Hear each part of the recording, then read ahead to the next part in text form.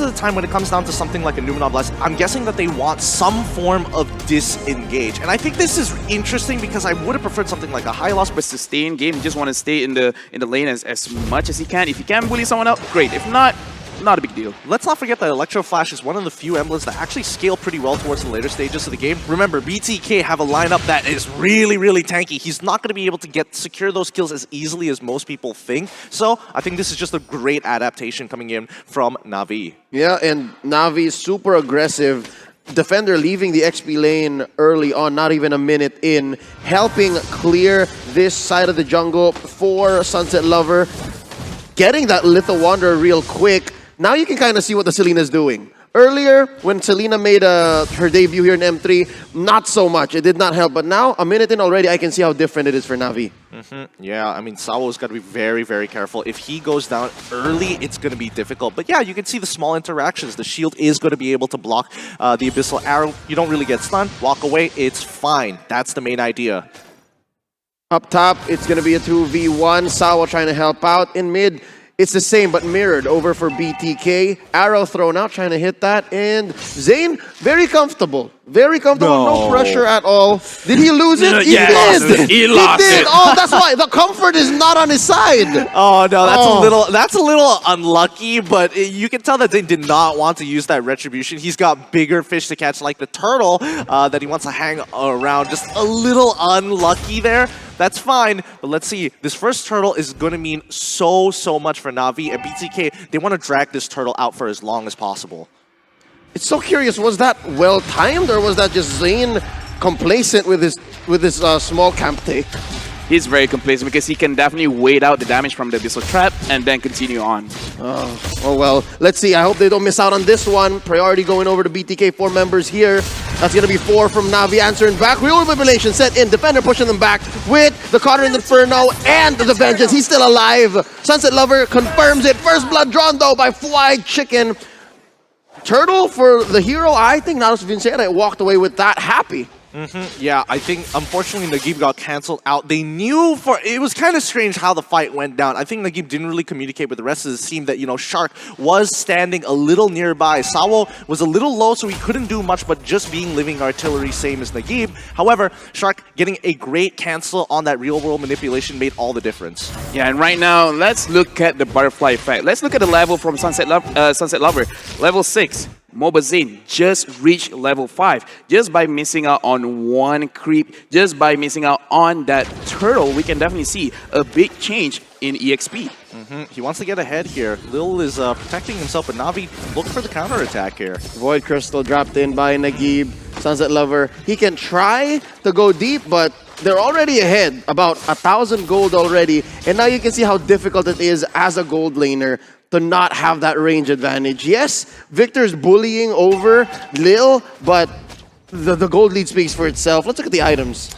Yeah, right now let's looking at Lil. Lil has a mix of everything. He has a little bit of damage, he has a little bit of HP, as well as magic resist. Looking like he doesn't care too much about this early game. He just wants to have equal of everything. He just doesn't want to die, which does show in his emblem of choice. So it looks like Navi is playing a very different game than what we usually see in the Southeast Asia region. Honestly, I think they're playing for first item. I think that's the general idea. Even though Lil may not necessarily have a lot of control over the lane unless the rest of Navi is rotating to that side of the map, you can see he's got more gold than Victor, he's got more EXP than Victor, and Victor, who also took Avarice, as long as Lil plays a passive game and minimizes the effectiveness of this rune, then I guess it's fine for him. Yeah, no, the range differential is so huge. You have to hit your opponent to get the extra money, and it's not just happening right now for Victor. Zia popping the feathered airstrike. Nagib throwing out those void crystals. Sawo just putting up a perimeter with the threat of activation. Oh, here we go. Speaking of activation, Numenor Blast hitting nothing but air. Down goes Zia. Defender again, biting down. Shark, his target. Arrow thrown out by Sawo, pushing away the rest of BTK. Navi gonna look to confirm their second turtle. Okay, nicely done. Very nicely done for either teams. They have very clear ideas of how they want that fight to shape out. And the moment it's not going their way, they back out there. Turtle slain here, brought to you by the STB. My goodness, so far it's been going pretty good. Amazing conversion rate for Natus Vincere here. They're gonna go ahead and take that turtle buff, use it to space out top lane, take that turret, and then answer back to mid. They're not gonna let BTK get this for free. Arrow thrown out by Sawa. Trap set in underneath Zayn. Oh, look at the burst! Wow. Zayn is not happy. Look at that. Oh. I mean, he will be okay. Okay, he will be okay at the end of it. He needs the recall, unfortunately, and pathing up might not be the greatest option. Lil's going to get attacked, and yeah, cross-map plays are being happened. Natus Vincere very, very mobile. Lil, oh, three-man gank squad down bottom. Victor, finally a little bit of space, room for him to breathe. But Sunset Lover gonna clear this wave just in case Lil comes back soon enough, because next turtle coming down bot. With 60 seconds on the clock here, the question is how is Navi going to be going above and beyond, right? When it comes down to choking out the jungle and really getting ahead in terms of that gold. So far, it's going well. It's 1K, but it's 6 minutes in. They've got about less than 2 minutes before they start getting into mid-game. And so far, BTK making sure that even if they do get cut, there's barely any bleeding. I would even make the argument BTK is still winning. Because even though they're down in gold with this kind of composition, as long as you don't die so much in the early game, you're doing well because they have a lot of scaling heroes with the Yushin Shin, with Zia on the far side. It's going to hurt later on in the stage of the game. And Brody has a lot of range, but Pharsa is the queen of range. So the pressure's on Navi. Navi has to go really fast. Navi has to use the range, use the early pressure that Sunset Lover and Sawa are putting, and make the most of it. You're right, 1 and 2 in 7 minutes. That doesn't really inspire any sort of confidence. I think the worst part about it all is that Navi is trying to use bush tactics to their advantage, but when you're up against someone like Yushin Shin, the mountain structure just gives you way too much information. They have to come up with a different plan, and I think split pushing is what they've decided on. And slowly, I think Navi's using this pressure, using this time to kind of change up, get their hands on the clutch and change the way that they attack, because instead of looking for a fight, instead of looking for kills, they're taking turrets. Yeah, I mean, the split push is confident here, but I want to see more from them.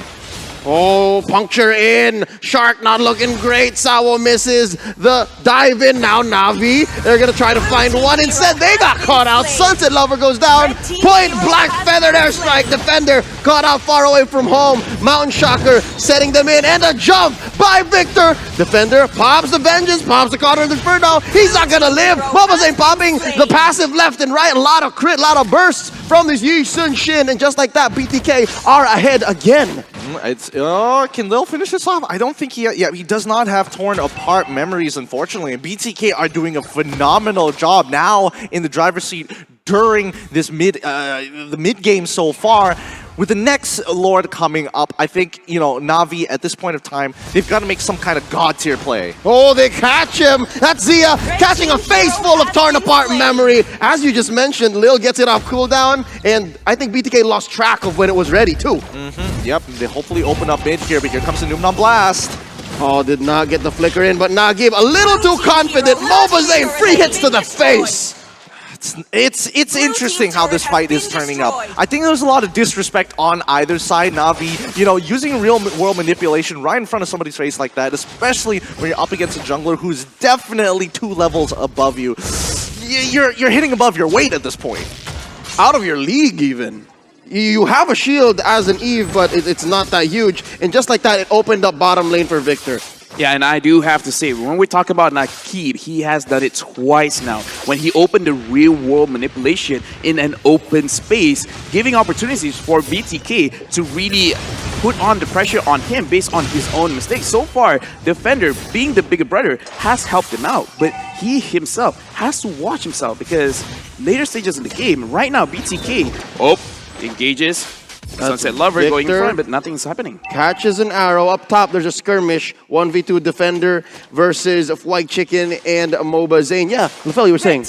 Now, right now, we can see that Navi has a lot of options, and Lil getting caught out. BTK doesn't want to stop. Lil's going to get taken down here. Numenon Blast to make sure they confirm the kill. Shark here at the tip of the real-world manipulation. Victor kept in as well. They're happy to go for the 1-for-1 trade. the patience from Sunset Lover. He could have just gone straight on towards Phoveus, but you needed to make sure that Nagib is going to have a good time. He gets hit by the Astaros Eye, but he doesn't want to give him multiple procs to dodge the damage. So really good play coming in from Navi. Unfortunately for Lil, he has to pay the price, but at the end of the day, it's going to be BTK who's going to be coming up on top of him in the economic game. Yeah, right now when we look back at the replay, we can see that Lil is a little bit tanky, and this comes to question, what is he building right now? Because it's obvious that he has the Athena shield, but I'm worried that he prioritizes so much on his defensive capabilities right now to the point where Navi does not have enough damage. Yeah, basically he's just a torn apart memory machine and that's it. Like, he has to make sure he has stacks, get the ult in, and that's not the way you play Brody, ideally.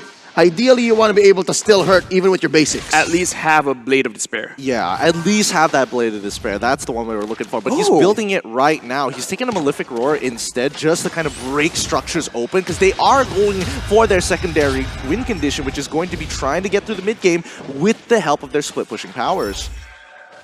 And right now, the map is open for BTK. Interestingly enough, it's these false engages, these wrong entries. And look at this! They're answering back! Sawa confirms the kill off of their manipulation, but it's a trade. Mobazane takes down Lil. Nagib follows through. 2 for 1 so far, and the Lord is still for BTK. Right for the taking. Down goes Sunset Lovers. Victor dances right around him. Defender, the Flaming Demon. He's running away. Contra Inferno in tow. Lord has been reset, but that's still all 4 members remaining for BTK ready to take this Lord. What a turnaround. What a retake. Ooh, that was good. That was good coming in from BTK, but Navi needs to realize that going in with so many dashes, I mean, he's having the time of his life here. He's like, when do you want me to use my ultimate? Now? A bit later? I can wait. It's fine. Give me another proc. I don't mind. There's no way they are getting through this absolute trope of BTK when they're surrounding and making sure Mobazane has the space.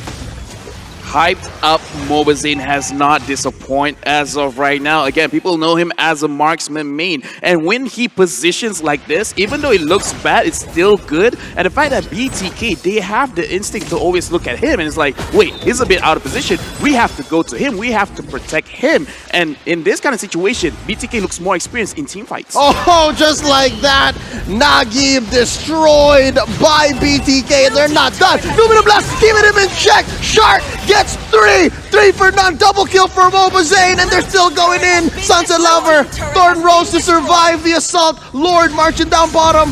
What a synchronous push. Top lane tier 2, bottom lane inhibitor. You could count the seconds before it's over, because ladies and gentlemen, BTK has come to play. They take down Navi. GG, well played. The Bloodthirsty Kings take their first win here at M3 against Navi. A really good game as well.